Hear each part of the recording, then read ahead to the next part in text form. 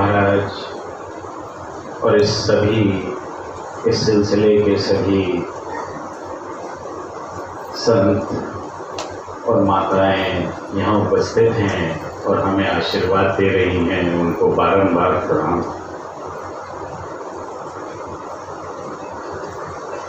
हम कितने भाग्यशाली हैं, गुरु महाराज की ऐसी अहेतु की कृपा है कि हम सब इस महान अध्यात्म यज्ञ में, जो कि बड़े सुअवसर पर एक विशिष्ट और एक बहुत ही आध्यात्मिक गहराई के साथ हम लोगों को उस अमृत कुंड में डुबोने के लिए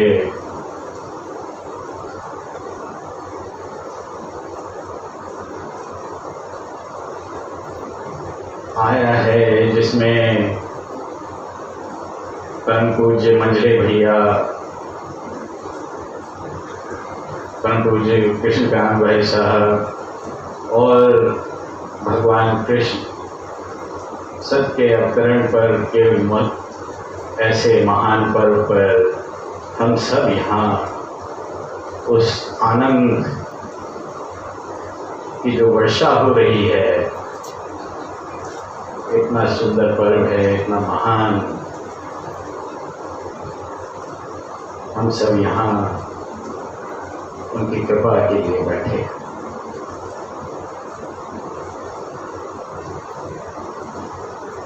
ये परम पूज्य पंडित जी महाराज की कर्मस्थली, जहाँ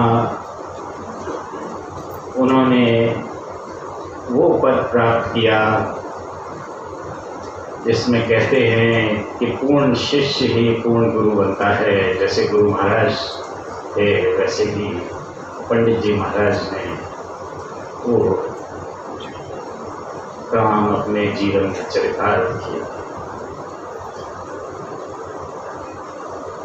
यह हेतु की कृपा है कि हम सब यहाँ उनके शरण में, उनके चरणों में इस महान चरण रज को अपने माथे पे लगा के घर जाए।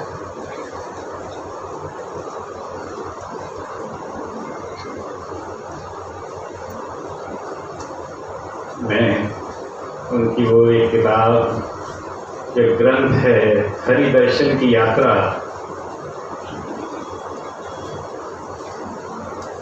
आप ने कितनों को कहाँ से कहाँ पहुँचा, और ऐसे दीनहीन जिनमें न शक्ति, न जिनमें साधन, न जिनमें श्रद्धा, न विश्वास, सिर्फ करुणा और प्रेम से गुरु महाराज के उस शांति के सागर तक हाथ पकड़ के ले।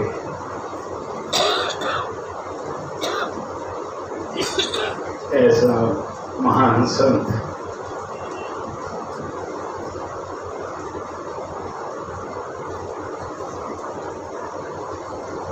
अगर कोई वहाँ पकड़ के ले जाए, इससे बड़ी सेवा, इससे बड़ी करुणा, इससे बड़ा प्रेम क्या हो सकता है। मैं आपको बताऊं, परंतु जी छोटे भैया, मैं छोटा ही था तो सागर भंडारे ले गए, और परम पूज्य पंडित जी महाराज भी वहीं थे, और उन्होंने न जाने क्या देखा होगा, मैं आज तक नहीं समझ सका। एक प्रेम का छींटा इस शुष्क भूमि पर डाला। कैसी कृपा है।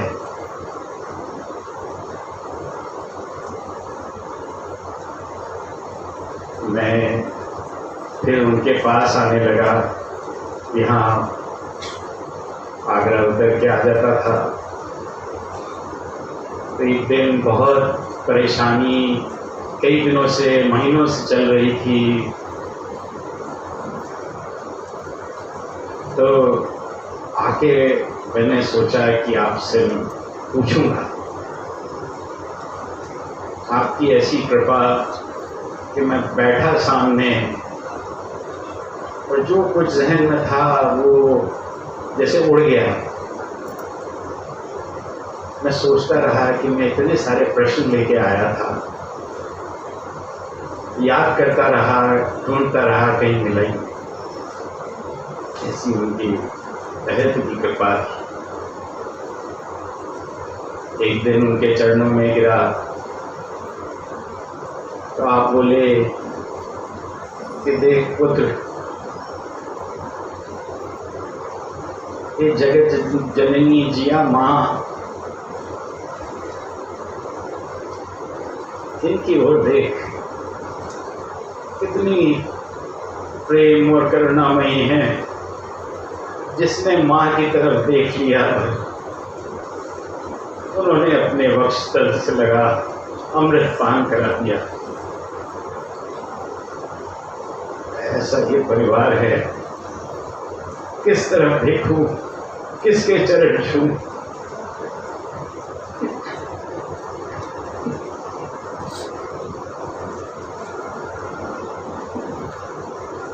तीनों को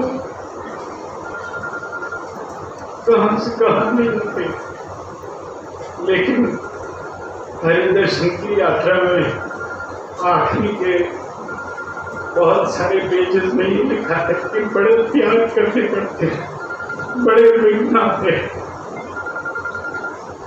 पंडित जी महाराज लिखते हैं, एक महात्मा थे, एक मैदान में खड़े थे, देखा कि पीछे एक दाढ़ी वाला मुड़ के पूछा, तुम कौन? मैं शैतान हूँ, साधारण मनुष्यों के आगे आगे चलता हूँ, महात्मा और साधक उनके पीछे पीछे। जब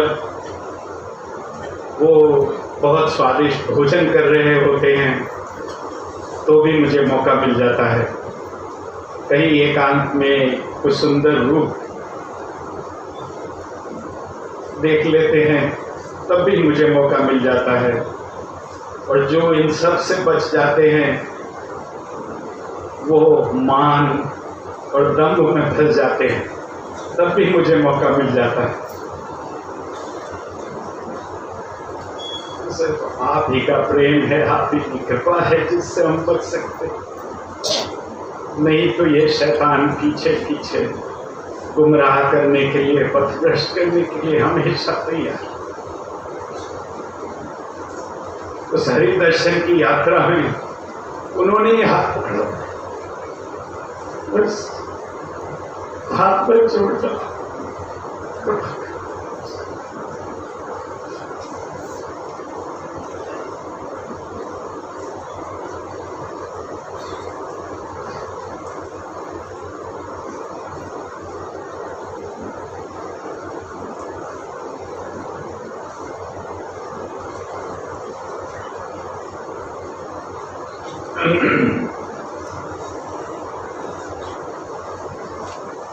इस कृपा साध्य साधन को, जिसको गुरु महाराज ने हम सबके लिए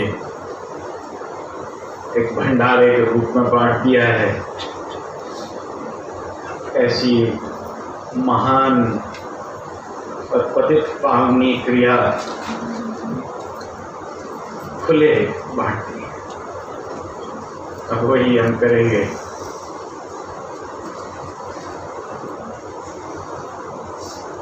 ऐसा देखें परमात्मा का प्रकाश सामने से हमारे हृदय में आ रहा है, रोम रोम में चलता चला जा रहा है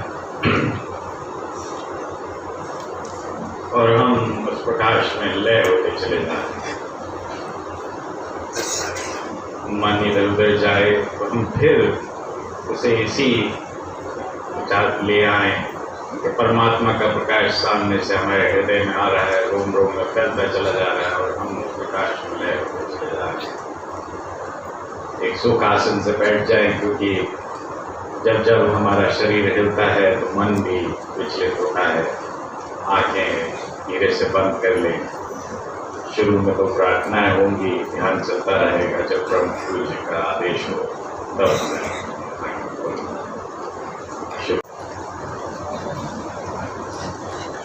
हमारे भारतवर्ष में ये परंपरा रही है कि जो अवतारी पुरुष होते हैं और पूर्णशर्त होते हैं, उनके विशेष दिवस हमारे लिए त्योहार बन जाते हैं। आज जैसा कि आप सुन रहे थे, ये बहुत ही अद्भुत संयोग है कि जन्माष्टमी का भी दिन है। परम पूज्य बड़े भैया, परम पूज्य मदले भैया और परम पूज्य कृष्णकांत भाई साहब का अवतरण दिवस भी है। और जो इन संत लोगों के रहने के स्थान होते हैं, जो उनकी कर्मभूमि होती है, वो हमारे तीर्थ बन जाते हैं। हम बहुत ही सौभाग्यशाली हैं कि ऐसे महान दिवस पर हम लोग परम पूज्य पंडित जी महाराज के कर्मस्थली पर बैठे हुए हैं और उनका आशीर्वाद प्राप्त कर रहे हैं। सर्वप्रथम मैं इन सभी लोगों को प्रणाम करता हूँ और इनसे प्रार्थना करता हूँ कि सभी लोगों को अपना आशीर्वाद प्रदान करें।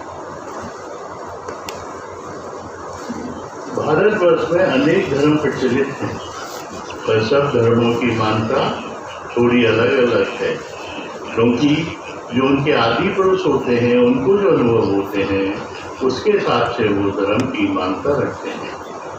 पर अध्यात्म सबका ही, अध्यात्म का मुख्य उद्देश्य है कि आदमी को सत पर ले जाना, उनको जो उनका उद्गम स्थल है वो ईश्वर उनमें मिला देना।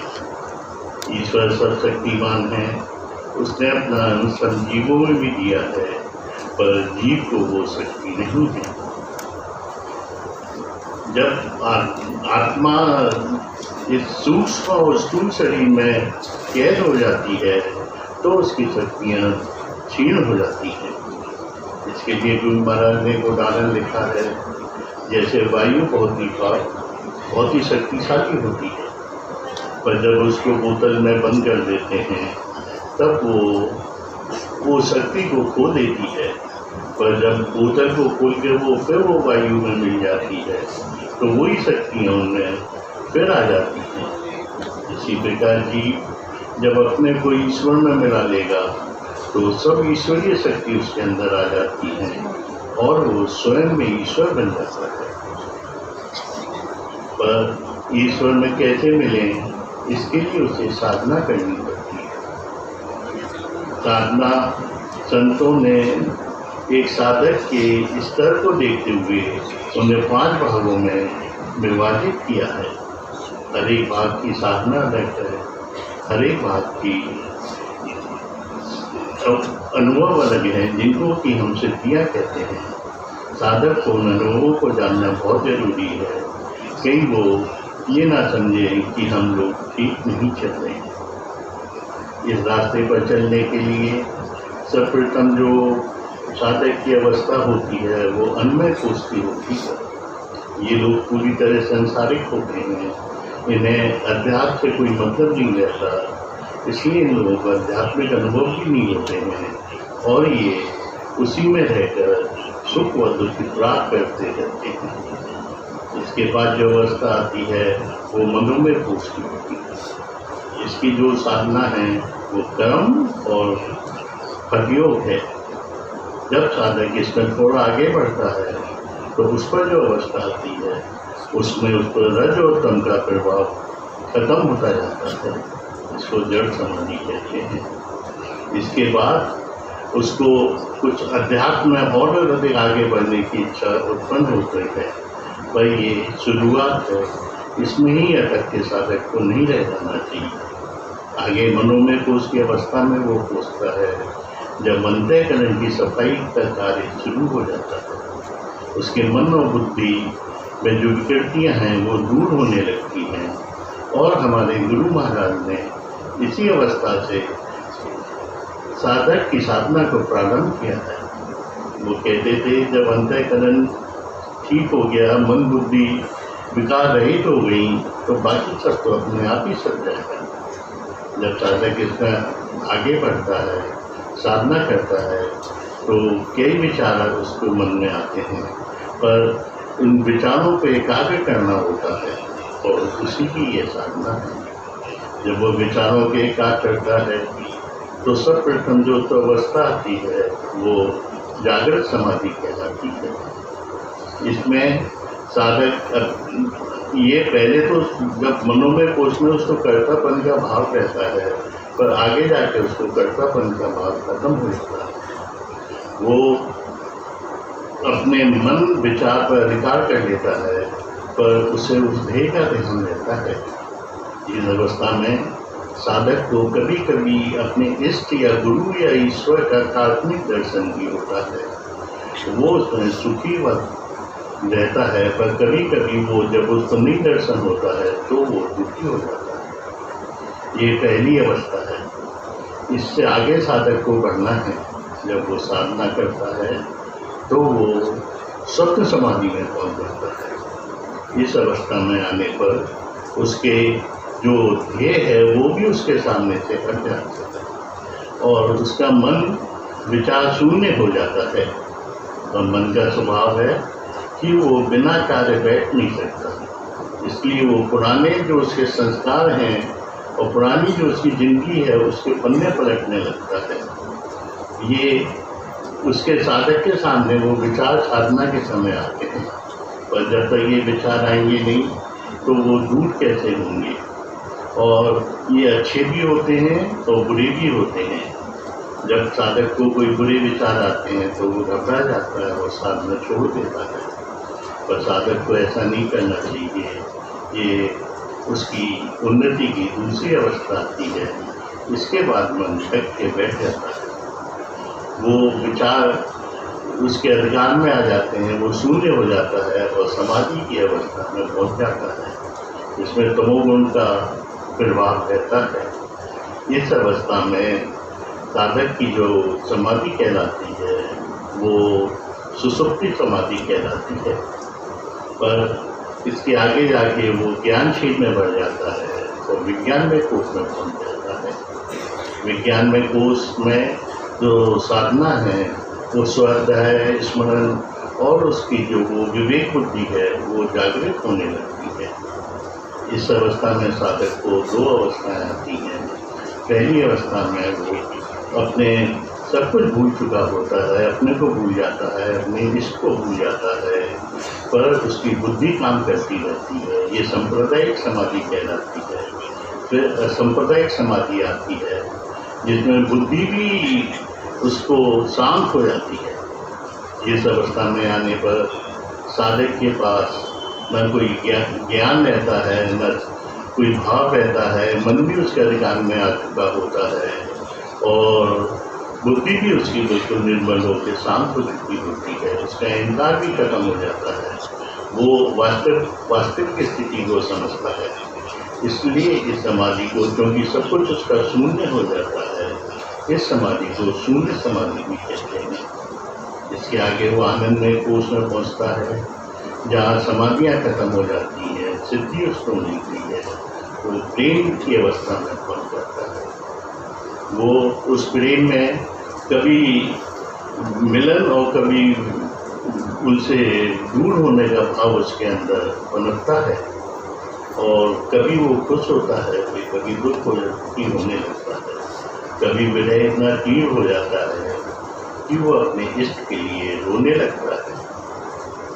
तब वो इष्ट उस पर दया करते हैं और उसको दर्शन देते हैं। यहाँ आके साधक की जो अवस्था है वो पूर्ण बदल जाती है। इसमें आने पर माया उसको कोई प्रभाव नहीं डाल सकती और वो एक आनंद की अवस्था में रहता है। उसका कर्तव्य खत्म हो जाता है। तब उसके जो कर्म होते हैं वो अकर्म कहलाते हैं और नए संस्कार बनते नहीं। वो शांति से अपनी जिंदगी को व्यतीत करता हुआ इस संसार की सारी जिम्मेदारियों को उठाता हुआ ईश्वर में पूर्ण रूप से मिल जाता है। ये अवस्था हमारी जो गुरु महाराज की साधना है उससे साधकों में बहुत ही शीघ्र आ जाती है। और हमको ध्यान रखना है अनुशासन और अपने व्यवहार का। जैसा कि कल आप सुन ही रहे थे कि हर एक साधकों के लिए और हर एक इस सत्संग के आचार्यों के लिए जरूरी है कि वो अनुशासित रहें और उनका व्यवहार इतना अच्छा हो कि दूसरे लोग उनको देखकर एक आदर्श समझें। परम पूज्य बड़े भैया ये कहते थे कि साधक का आंतरिक और बाहरी व्यवहार बहुत ही पवित्र होना चाहिए। साधक को ये ध्यान रखना चाहिए कि हम इस सत्संग में क्यों आए हैं, हमारा मुख्य लक्ष्य क्या है। कोई विचार छोड़ने के लिए हम आए हैं, पर देखा यह जाता है कि कुछ साधक उसका मन एकात्मिक विचार बना लेता है, वैसे ही वो सत्संग को देखना चाहते हैं और वो विचार उसको आगे नहीं बढ़ने देते। साधकों को गुरुमुख होना चाहिए। गुरु क्या चाहते हैं उससे, मनमुख नहीं होना चाहिए। जो साधक गुरुमुख होते हैं उनको जल्दी उन्नति मिलती है और जो मनमुख होते हैं उनको काफ़ी समय लग जाता है। हम लोगों को बस ये करना है कि पूरी तरह उनके शरणागत हो जाना है, उनके द्वार पर पड़े रहना है और टकटकी निगाहों से उनको देखते रहना है कि वो हमें कब एक जगह हम पर डालें और हमारा जीवन सार्थक हो जाए। इसमें देर भी हो सकती है और जल्दी भी हो सकती है। ये हम लोगों के विचार, व्यवहार और उनकी इच्छा पर निर्भर है। इसलिए जो साधक मन से आत्मा की यात्रा करते हैं उनमें बहुत ही धैर्य और साहस होना चाहिए। इसमें विघ्न भी आते हैं माया के द्वारा। ऐसी अवस्था में आने पर साधक को गुरु महाराज से प्रार्थना करनी चाहिए, वो उसे दूर कर देते हैं। मैं गुरु महाराज से प्रार्थना करता हूँ कि हम सभी को आशीर्वाद दें, जिससे कि हम उनके बनाए हुए मार्ग पर चल सकें।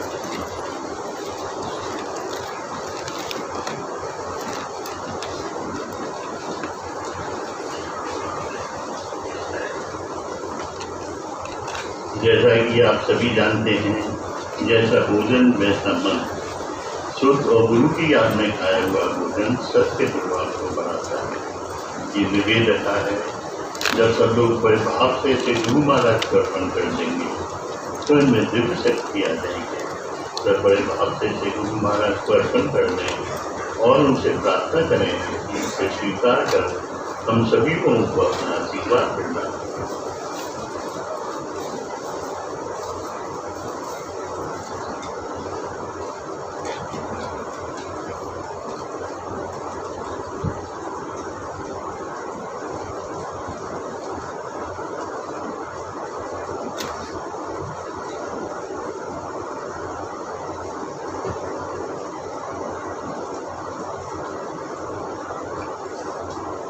बस गुरु महाराज का कर दिया।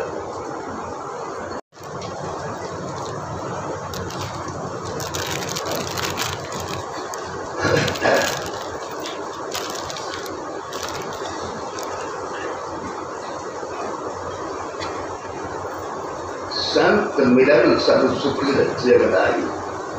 संतों से जब उनके दर्शन होते हैं वो सुख अवर्णनीय है, उसका कोई वर्णन नहीं कर सकता है कितना आनंद प्राप्त होता है। लेकिन वियोग की घड़ी भी आती है, मिलन के बाद वियोग भी लगा हुआ है साथ। वियोग में यहाँ तक कहा है, बिछुरत एक प्राण हरिते।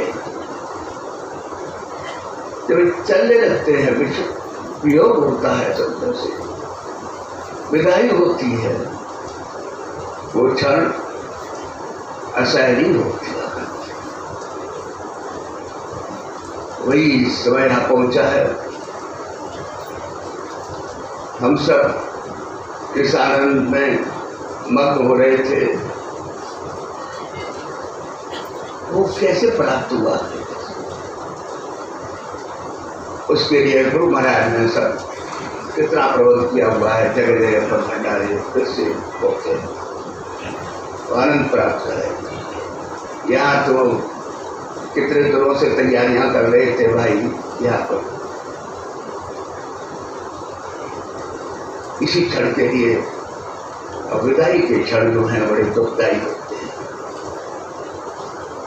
लेकिन होगा तो किरण भी है, विदाई भी है। पंडित जी महाराज कहा करते थे, जब बेटी आती है तब रोती है और जाती है तब भी रोती भी जाती है। मिलन में उसके आंसू जो हैं ये आनंददायक है। मुझे अच्छा लगता है कि मैं इतने दिनों बाद मिल पा रही हूँ भाइयों से, पिता से और परिवारजनों से। तो वो आंसू जो हैं, आंसू तो हैं लेकिन वो आनंद के आंसू हैं। लेकिन जब वो वियोग होता है, जा रही है, तभी उसके आंखों में आंसू आ जाते हैं कि मैं वियोग हो रहा है, मेरे जाए कब पे लाना हो। ऐसे ही होता है कुछ कि जब यहाँ पर सब कुछ आगमन हुआ, कितना आनंद आया। सब भाई कहाँ के भाई आए हुए यहाँ पर, कितने कष्टों को सहते हुए चले आए हैं, कैसे कैसे कितने समय के लिए आए हैं। कोई एक भाई तो 2 घंटे के लिए आए थे, क्या मुझे जाना है, बस आना था, दर्शन करने। तो ऐसे कितने भाई बहन यहाँ पर आए हुए हैं जो कि ऐसी परिस्थितियों में भी यहाँ पर आकर के उस आनंद को प्राप्त कर रहे हैं। क्योंकि गुरु में एक आकर्षण हुआ करता है, महापुरुषों में वो आकर्षण ही है। यहाँ पर परम भागवत पंडित जी महाराज का और ये स्मृति भवन की आने की इच्छा सभी की हुआ करती है। कितने भाई आते हैं, वर्ष भर भी आते रहते हैं, लेकिन इस विशेष अवसर पर जो भाई बहन आए हुए हैं, कैसी कैसी परिस्थितियां घटी रही और चले आए। क्योंकि ये आनंद ही अलग है, अवर्णनीय है। कोई आपसे पूछे कि आप भंडारा कैसा रहा, कि बहुत अच्छा रहा, और बताओ भाई क्या हो। लेकिन जो आप यहाँ पर प्राप्त कर रहे हैं, क्या उसको बतला सकते हैं? बताने की चीज ही अंतर ही जानता है कि उसको क्या प्राप्त होता है। इसीलिए तो बार बार आते हैं गुरुमहाराज के दरबार में। ये दरबार की खूबी है। हम यहाँ बैठे रहते हैं, देखते रहते हैं कैसे प्रबंध कर जाते हैं भाई बहन करके यहाँ पर, किस तरह से लग जाते हैं। शायद अपने घर में इस तरह से बात नहीं कर रहे होते, और यहाँ पर कैसे भाई किसका नाम दिया जाए, किसका सब करते हैं। कितना बड़ा आयोजन, भोजन का, पैसे और आवास का, कर तो कुछ नहीं पाए, लेकिन जितना भी आया उससे हम देख रहे हैं कि आप संतुष्ट है। क्या भाई बहन कहाँ से आकर के यहाँ पर होता है, विशेष करके वो भाई हम के लिए, हमारे लिए, सबके लिए भोजन बनाते हैं। कितने कष्ट होते हैं, और भाई को कार्य में लगे हुए हैं, तो होश ही नहीं रहता है कि धनराज कैसे व्यतीत होते हैं। और भाइयों के लिए मैं क्या कह सकता हूँ, बस गुरु महाराज से प्रार्थना है कि उन्हें ऐसी शक्ति फिर दें, वो किस ऐसे काम करते हैं और प्रसन्न है, दया करें, कृपा करते रहे। यहाँ पर इस वर्ष मैं देख रहा हूँ, तो 3 वर्ष के पश्चात यह आयोजन फिर से हो रहा है। तो यहाँ पर इतनी व्यवस्था एडमिनिस्ट्रेशन की और उधर मंत्रालय से श्री सुरेश खन्ना जी, मैं बड़ा प्रसन्नता व्यक्त करते हुए देखा था कि आप लोग इस बहुत ही सुंदर अवसर है, अवश्य करिए। यहाँ के DM साहब, CO साहब, SDM, इतना बड़ा सहयोग रहा। पुलिस का ऐसा सहयोग रहा कि कहीं अवरोध नहीं होने दिया, सरवारन से लोग आते जाते रहे, सब कुछ व्यवस्था है। यहाँ के इंस्पेक्टर बार बार आते रहते, पूछते रहते थे कैसे क्या है। SDM साहब बार बार आए, पूछा कैसे क्या है। तो इस तरह की व्यवस्था जो है वो सब नगर पालिका की तरफ से कितनी व्यवस्था हुई है। बहुत धन्यवाद है, तो हमारा इकट्ठा करते हैं और बात गया।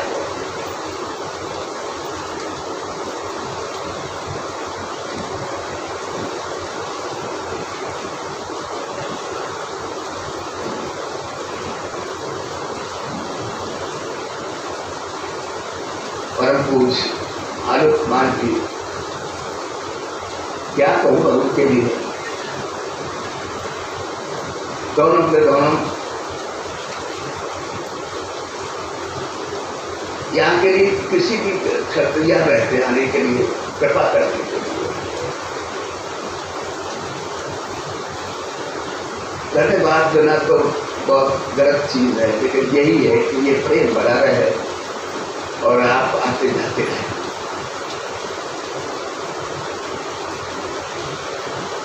श्री संजीव भैया, क्या कहा जाए के लिए, कहाँ से आए, तुमने भंडारे पर आकर के दर्शन दिया, सभी पसंद है।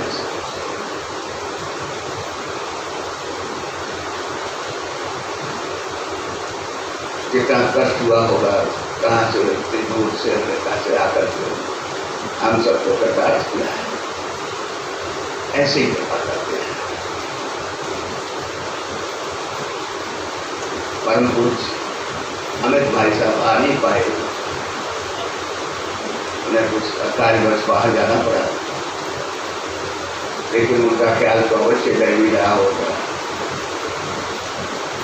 गुरु महाराज कृपा करें। डॉक्टर मोहित कुमार जी आए हुए और भी कष्ट लगता है सबको, यहाँ पर क्या सुविधा दे पाते और नहीं जानता है, लेकिन आपको शहर आने के तैयार और सभी भाई बहन यहाँ पर आए और हरे व्यक्ति राकेश कुमार जी और भाई सब तो आए हुए यहाँ पर। हाँ, सबसे बड़ी चीज तो यह है, अस्वस्थ होते हुए श्री कुमार जी तो कृपा की है।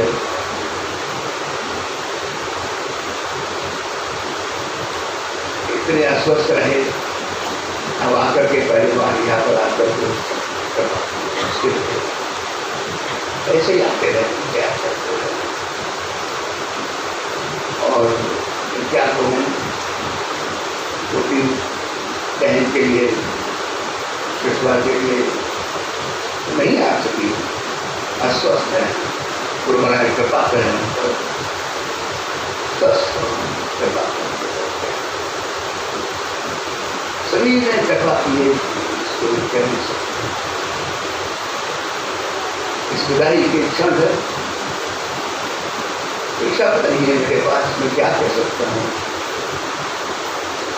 लेकिन यही है कि आप सब भाई बहन आते रहे यहाँ पर और हम सबको बर्दाश्त करते रहे। यही यहाँ पर मेरे भाई एक तो दिखाई नहीं देता है, लेकिन का ये हाल कभी हर मीटिंग में तैयार करते रहते हैं और उससे पता चल नहीं पाया, उससे अंतिम अवस्था प्रार्थना यही है, कृपा करते रहे। इस समय यहाँ पर ये प्रसाद जो है सबको वितरित हो जाएगा, कहीं पर आप आगे रहें। भोजन की व्यवस्था है, जाते ही भोजन भी प्राप्त कर सकते हैं। दूसरी पैकेज की है, जो बाहर जाना चाहते हैं, जल्दी में है, उन्हें बहुत जल्दी पैकेट प्राप्त हो जाएंगे। और अंत में उन भाई बहनों के लिए गुरु महाराज से प्रार्थना करेंगे जिन्होंने इस शरीर को छोड़ दिया, अपने स्वजनों से कुछ जोड़ते हुए भी छोड़ दिए। उनमें से नाम बहुत हैं, बस सबके लिए मैं प्रार्थना करता हूँ। नाम लेना तो बहुत ही टाइम हो जाएगा। उन सब पर गुरु महाराज कृपा करें, दया करें, उनके परिवारजनों को धैर्य प्रदान करें, सब पर दया करें। गुरु महाराज से प्रार्थना।